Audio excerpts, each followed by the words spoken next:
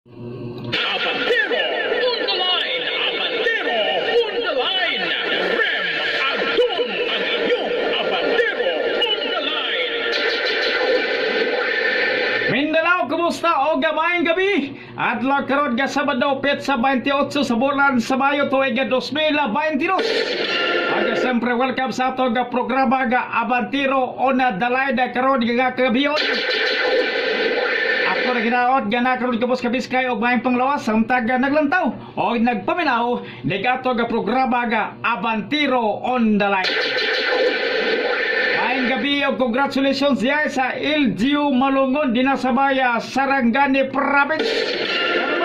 Dugod kinakuha gayod sa local government unit kun LGU sa Malungon na Sarangani Province ang score nga 100 points sa resulta sa gibog performance sa audit niadtong April 29 kabahin sa pagpadagan nini sa Anti-Drug Abuse Council kunada kasubay sa gibando sa DILG Memorandum Circular number 2022-034 nga pinatsahada niadtong Marso 25 tuig 2022.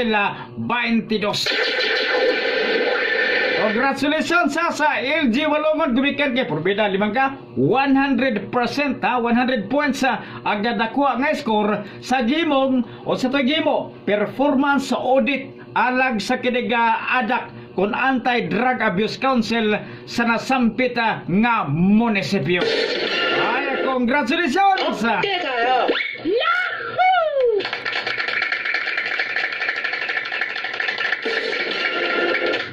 Pamatod lamang kini kaang Malungon usa sa adunay highly functional o maayong pagpadagan sa ilaga Municipal Anti-Drug Abuse Council kun madak sa probinsya sa Sarangani sa tuig 2021 o sa pagtuwala siyempre sa akong idol ay ni Malungon Municipal Mayor Attorney Tisa Constantino. Abantero on the line! Abantero on the line! Rem Adun ang inyong Abantero on the line! Congratulations sa kanimo. Salot ang akong do kagamot idol ken Mayor Tisa Constantino gumikan kay Sosol aming limang kani talag saray mayunana nga magkakuha og 100 points kung i-audit ka sa kinig ang imong performance sa kinig gituwag og kinig adak sa nasampit nga lungsod.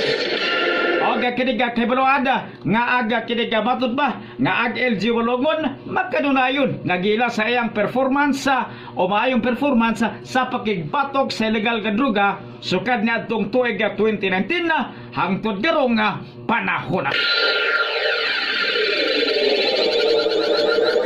Sa Soble dinasabay Malungon na Sir Province Soble, congratulations kaninyo ag nagpasabot lang na nga maay gyud mo dumala ag inyong mayor din na may mo dumala may mo padagan sa kinig Municipal Anti-Drug Abuse Council inong nakakuha og 100 points sa mga kagalaan.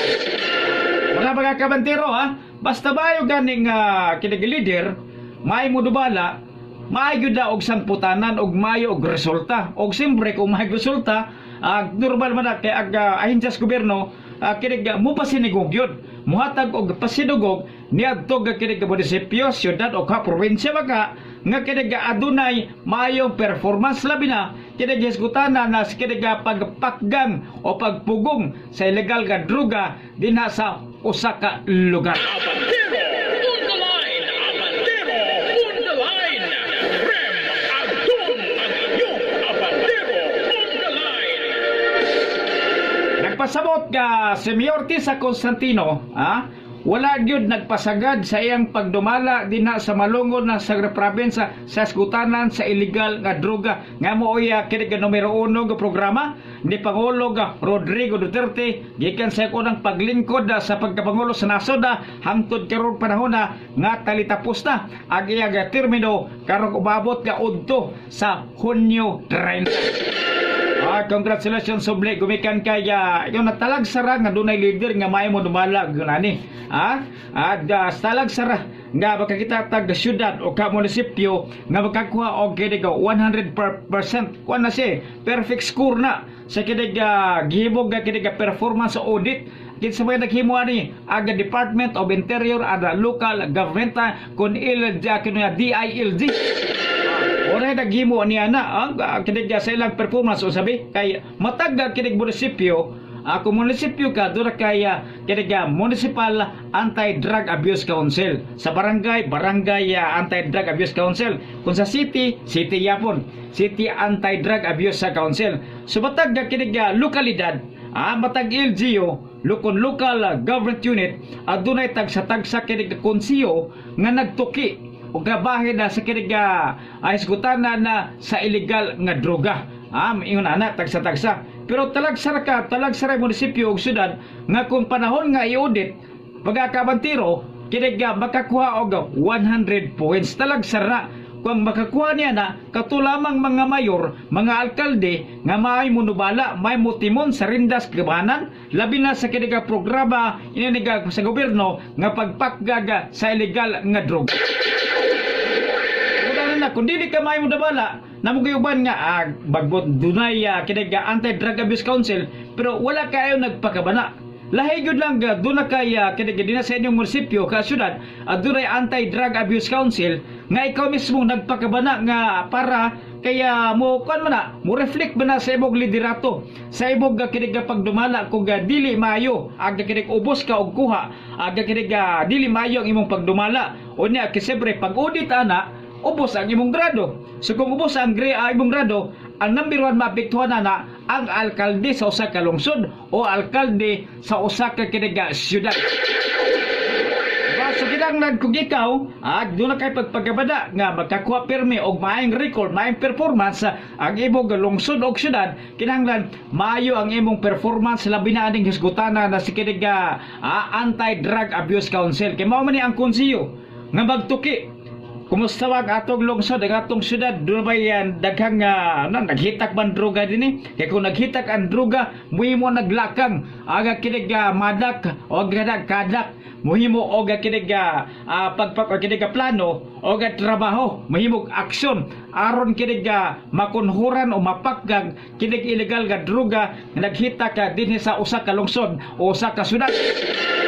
Kung gumayo ka muna kung matapos pagka may resulta nakita sa kinig nakita nga kinig mikon kanhi naghitag pananglitan unya karon mikunhod og siyempre kung kaniadto nagkunhod ng daan pero mas mikunhod pa gyud karon sa kinig nagsamtang padayon dagdagan ang katuigan unsa man na mo reflect da sa imong pagdumala muni ang hitabo karon sa lungsod sa Malungon.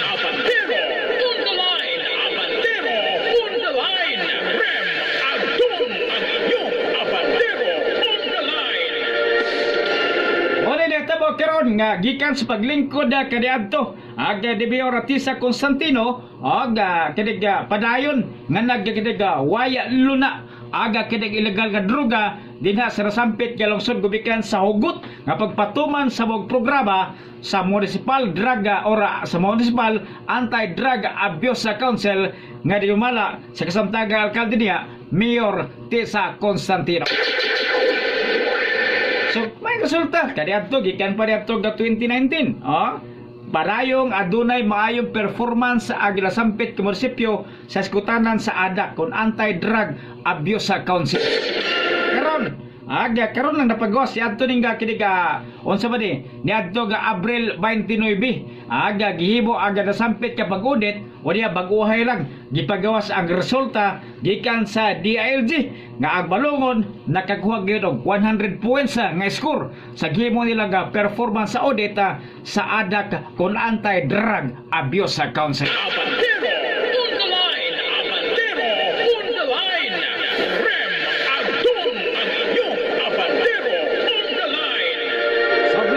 Gabi din sa Balongon sa province, partikular kag Mayor Ratisa Constantino sa ibog baga membro sa kinig Municipal Anti-Drug Abuse Council. Congratulations kaninyong hurot na din o nang hinaota nga kinig maayo pagdumala ninyo sa nasampit kinig programa kinig magpadayon labi na ron nga katapusan ng termino ni Mayor Ratisa Constantino sa pagdumala sa Malungon na Saraga province SEPA Mayor sa nasampit nga lungsod.